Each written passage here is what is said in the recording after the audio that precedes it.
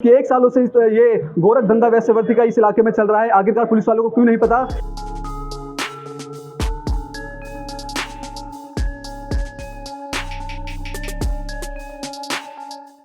दिल्ली का त्रिनगर और गली नंबर 124। जी हाँ, सही सुना आपने।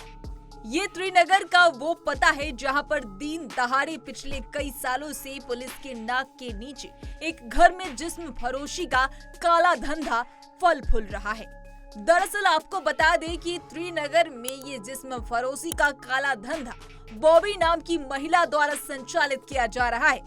अब आप आगे सुनिए। मामला केवल इतना ही नहीं, सूत्रों से मिली जानकारी के मुताबिक बॉबी नाम की इस महिला का ये कोठा त्रिनगर में केवल एक जगह नहीं, दो जगह नहीं, तीन जगह भी नहीं, बल्कि 4 अलग अलग जगहों पर खुलेआम धड़ल्ले से ये धंधा चल रहा है। बॉबी के इस गोरख धंधे के बारे में हमारे संवाददाता को जानकारी मिलती है, तो संवाददाता मामले की सच्चाई जानने के लिए खुद कस्टमर बनकर त्रिनगर के उस अड्डे पर पहुंचते हैं जहां ये धंधा चल रहा था। संवाददाता जब कस्टमर बनकर उस घर में पहुंचते हैं, वहां बैठे तनवीर नाम के दलाल ने पहले कई लड़कियों के फोटो व्हाट्सएप पर दिखाया।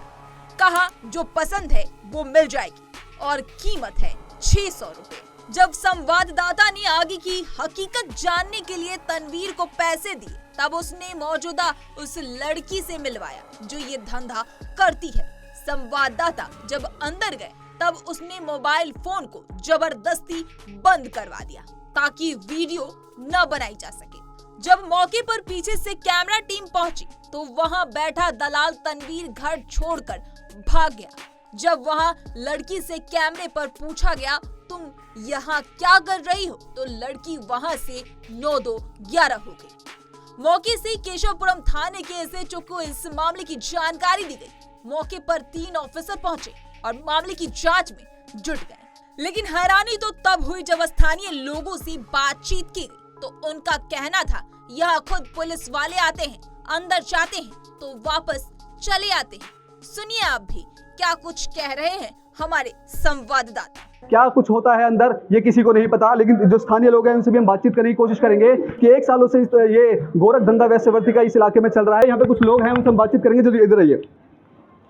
माता जी, आप रुकिए। आप यहाँ पे रहते हैं, आपके इस इलाके में इस तरह वैश्यवृत्ति का धंधा चलता है, आपको पता है, जानकारी है क्या? नहीं जी, जानकारी नहीं है। तो कभी लिखित में शिकायत दी आपने एसएचओ को? नो, नहीं दी है। No. लेकिन बीच बीच में आप शिकायतें करते रहते हैं, पंचायत यहाँ पे होती है, लेकिन इस पे कोई कार्रवाई नहीं है। मकान मालिक कोई बोलते, जिसने बोला मकान मालिक को बोला। तो आप देखिए कि जिस तरह से इनका कहना है कि यहाँ पे जो मकान मालिक है उसकी देखरेख में ये पूरा वैश्यवृत्ति का अड्डा चल रहा है।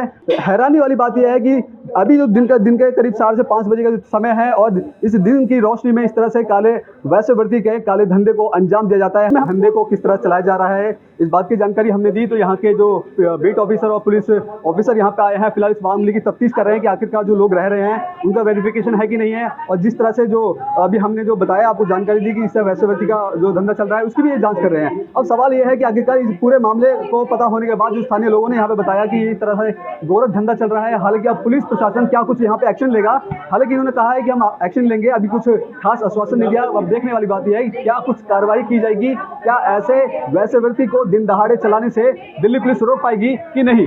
सुना आपने, ये सुनकर आप खुद अंदाजा लगा सकते हैं कि आखिरकार ये पूरा सेक्स रैकेट 5 सालों से किसके देखरेख में चल रहा होगा।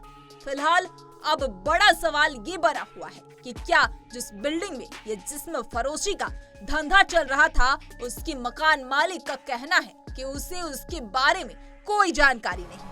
पुलिस का कहना है कि घर में क्या चल रहा है हमें पता नहीं। तो आखिरकार मकान मालिक से लेकर पुलिस प्रशासन तक 5 सालों से इस गोरख धंधा की भनक नहीं थी, तो किसके दम पर फल फूल रहा था ये काम।